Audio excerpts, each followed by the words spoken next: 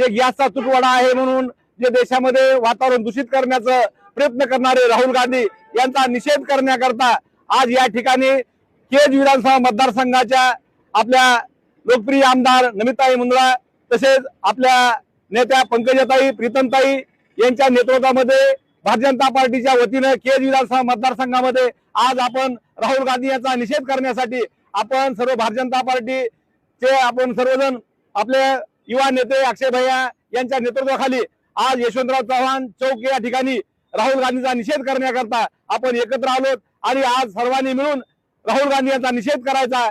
भारतीय जनता पार्टीचा भारतीय जनता पार्टीचा राहुल गांधी मुर्दाबाद।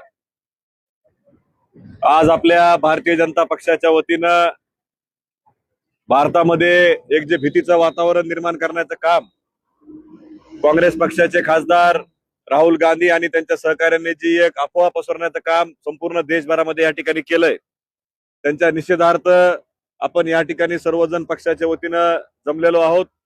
सर्वप्रथम राहुल गांधींनी देशाच्या सर्वोच्च सभागृहामध्ये ज्या ठिकाणी देशाचं न्याय व्यवस्था चालते, सरकार चालतं, लोकसभा राज्यसभेसारखे दोन्ही सभागृह त्या ठिकाणी चालतात, अशा पवित्र ठिकाणी जगामध्ये चाललेल्या एखाद्या घटनेची चेष्टा करावी अशा खालच्या पातळीवरचं गलिच्छ असं राजकारण करण्याचं काम राहुल गांधींनी आणि त्यांच्या संपूर्ण सहकार्यांनी या ठिकाणी केलेलं आहे। त्याचा निषेध आपण सर्वजण या ठिकाणी व्यक्त करू। आपल्याला सर्वांना माहिती आहे की गेल्या काही आठवड्यापासून जगामधल्या वेगवेगळ्या ठिकाणी अनेक देशांचं संकट, त्यांच्यामध्ये अनेक देशांमध्ये असणारं युद्ध या ठिकाणी इथं चालू आहे आणि ह्या युद्धाच्या माध्यमातून इथं हे सर्व चालू असताना आपल्या देशावरती गॅसचा तुटवडा होतो का, आपल्या देशामध्ये इंधनाचा तुटवडा होतो का, अशी परिस्थिती निर्माण होत असताना आपल्या देशाचे कणखर पंतप्रधान यांनी, ज्यांना आपल्याला माहिती आहे की गेल्या 10 वर्षामध्ये आपल्या देशाचं नाव, आपल्या देशाचं नेतृत्व जगामधल्या मोजक्या देशामध्ये या ठिकाणी त्यांचं नेतृत्व स्वीकारलं जातं आणि म्हणजे एवढ्या मोठ्या प्रमाणावरती त्यांचं नेतृत्व स्वीकारून जे काही मोठे अर्थव्यवस्थेचे देश आहेत त्या देशांमध्ये आपलं नाव भारताचं घेतलं जातं। याचं मूळ कारण म्हणजे आपल्या देशाचे पंतप्रधान नरेंद्र मोदी साहेबांचं नेतृत्व आहे। आज जी भीती काँग्रेसच्या माध्यमातून या ठिकाणी निर्माण करण्याचा प्रयत्न आहे, त्या निषेध करत असताना माझे नागरिकांना आव्हान आहे की आपण ज्यावेळेस आपलं घर चालवतो, आपण घर चालवताना सुद्धा आपल्याकडे महिनाभर पुरेल असा किराणा साठा, आपल्या लागणाऱ्या सगळ्या गोष्टीची आपण तयारी करत असतो।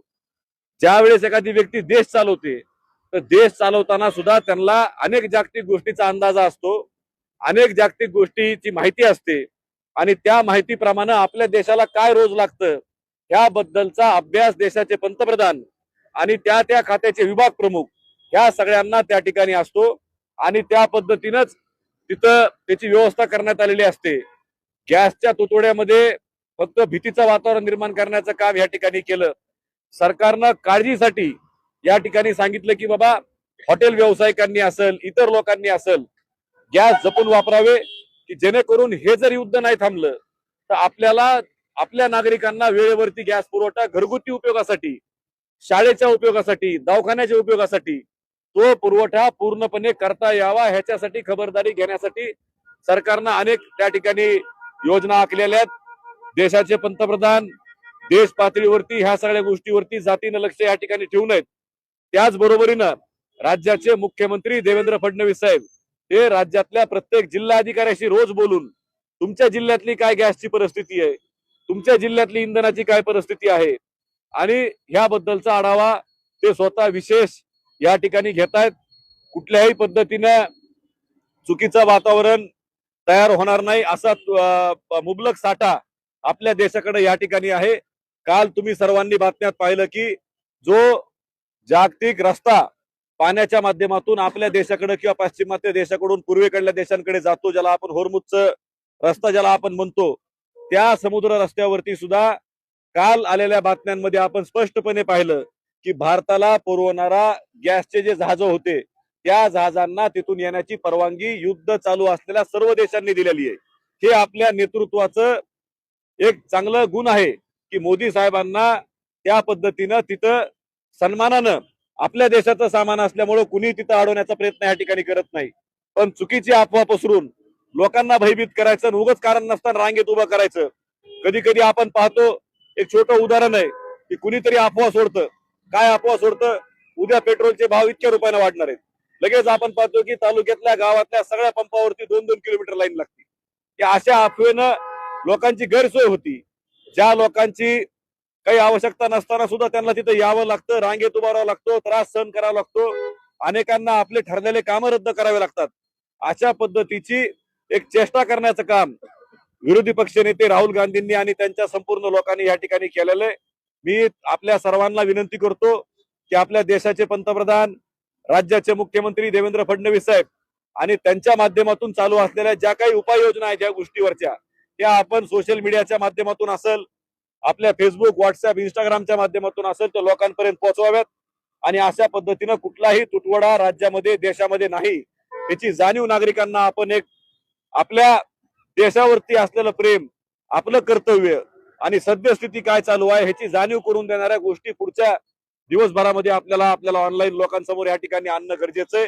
हीच खऱ्या अर्थानं आपल्याला काळजी घेणं महत्वाचं आहे. राहुल गांधींनी केलेली चेष्टा, राहुल गांधींनी संसदेचा केलेला अपमान, देशाच्या सर्वोच्च सभागृहाचा केलेला अपमान हे जनतेनं या ठिकाणी पाहिलाय. जगामध्ये युद्ध सुरू असताना राहुल गांधींनी सरकारच्या बाजूनं उभा जरी नाही राहता आलं तो लोकभावनेशी खेळता कामा नाही. लोकांच्या अडचणी वाढतील, लोकांना भीती निर्माण होईल, असं तरी स्टेटमेंट त्यांनी विरोधी पक्ष नेते आणि खासदार म्हणून करताना विचार करायला पाहिजे होता. असं त्या ठिकाणी न करता लोकांना भयभीत करण्याचं काम या ठिकाणी ते करतायत. कारण त्यांच्याकडं दुसरा कुठलाही मार्ग नाही. जागतिक लेवलला त्यांना कुणी या ठिकाणी विचारत नाही. त्यांना कुठल्या पद्धतीनं काही त्यांना पॉलिसीज माहित नाहीत. पण आपला देश चांगल्या हातामध्ये आहे, कणखर माणसाच्या हातामध्ये आहे.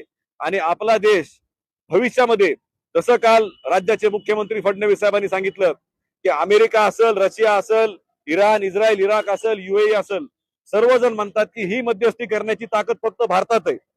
नरेंद्र मोदी साहेबांचं नाव घेतात म्हणजे ते एकट्याचं नाव नसतं, तुमचं आमचं अख्ख्या देशाचं नाव त्यामध्ये असतं. की लीडरचं नाव घेतलं म्हणजे देशाचं नाव घेतलं.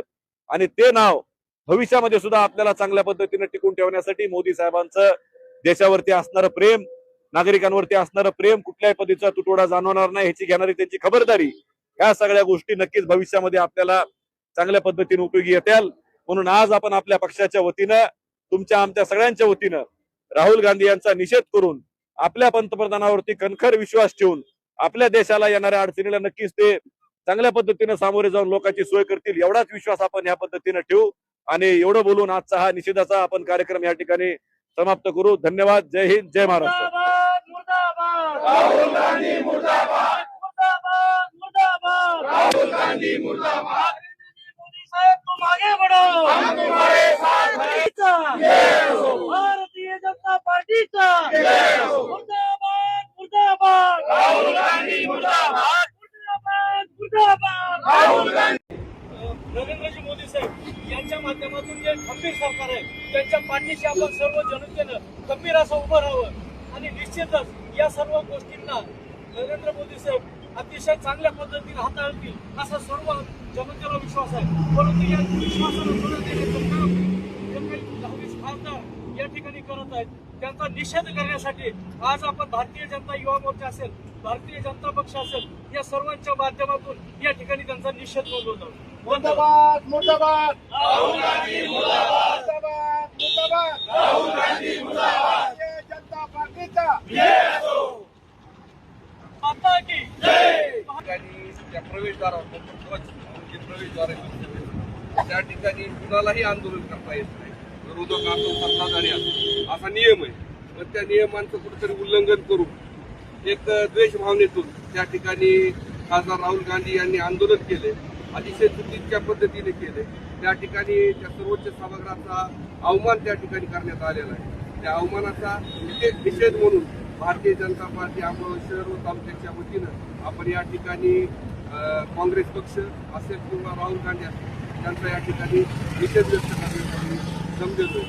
मुर्दाबाद, मुर्दाबाद. राहुल गांधी मुर्दाबाद, मुर्दाबाद, मुर्दाबाद. राहुल गांधी मुर्दाबाद. भारतीय जनता पार्टीचा भारतीय जनता पार्टीचा त्या भारत देशामध्ये गेले 11 ते 12 वर्षापासून 12 वर्ष झालं नरेंद्र मोदी साहेबांच्या नेतृत्वाखाली सक्षम असं भारतीय जनता पार्टीचं आणि आपल्या एनडीएचं सरकार व्यवस्थित चालू असताना आपल्या देशामधले विरोधी पक्ष सुद्धा नसलेले आणि ज्यांचं स्वतःच 50 वर्ष वय झालं तरी ते स्वतःचा गॅसची गरज नसताना जे गॅसचा तुटवडा आहे म्हणून जे देशामध्ये वातावरण दूषित करण्याचा प्रयत्न करणारे राहुल गांधी यांचा निषेध करण्याकरता आज या ठिकाणी केज विधानसभा मतदारसंघाच्या आपल्या लोकप्रिय आमदार नमिताताई मुंदडा तसेच आपल्या नेत्या पंकजाताई प्रीतमताई यांच्या नेतृत्वामध्ये भारतीय जनता पार्टीच्या वतीनं केज विधानसभा मतदारसंघामध्ये